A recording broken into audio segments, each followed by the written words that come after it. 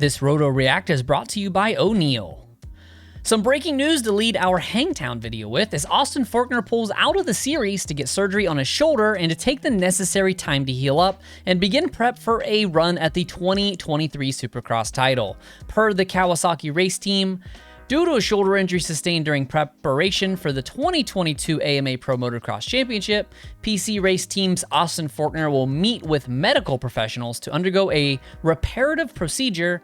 Forkner will be sidelined from racing as he makes a full recovery. Interesting decision here to have Austin race the opener despite the additional injury to his shoulder to go with his recently repaired collarbone after the collision with Jet Lawrence in Supercross earlier this year.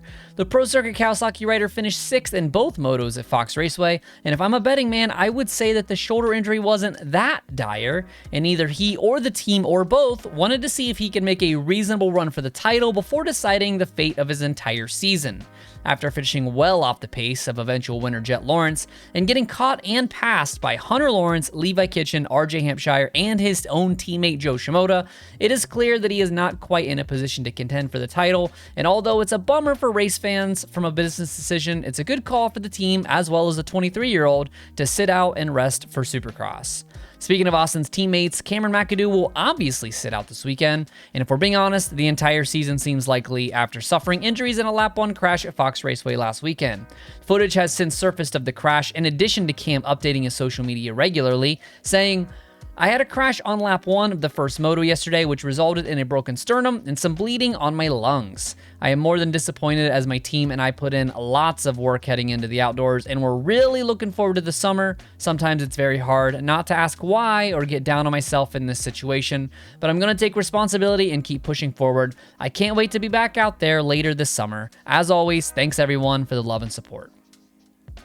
Good news for the Ailing Pro Circuit team as first-year rookie Jet Reynolds might finally get to make his debut soon after suffering a broken wrist in the opening round of the Supercross during press day and not being able to line up for the night show. Jet posted on Instagram Wednesday a few pictures of him in full gear sitting on his Kawasaki steed with the caption, "104 days later, we're back," insinuating that he is finally healed enough to start riding the bike. Obviously, he will not be racing Hangtown this weekend, but hopes to jump back into the series sooner rather than later.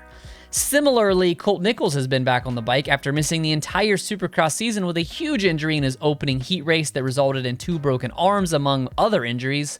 Colt has been riding since May 17th and looks to rejoin the series soon, and I'm sure he and the team are both eager to get on the track, with this likely being his final ride in the 250 class before moving up to the Premier class for 2023 Supercross. Jalek Swoll added another gnarly get-off to his 2022 crash resume at Paula, but somehow managed to avoid getting run over and scurrying to the sidelines with an apparent arm or wrist injury.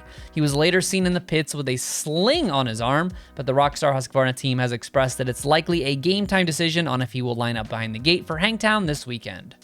And finally, 2 late 450 scratches at Paula have no further updates on their return. Joey Savaci, who is the fill-in for the injured Adam Cianciarulo at Monster Energy Kawasaki, rode press day before opting out of the opening round of the series to give his knee more time to recover. Neither he nor the team have commented on his return, but it looks not likely for this weekend at this point.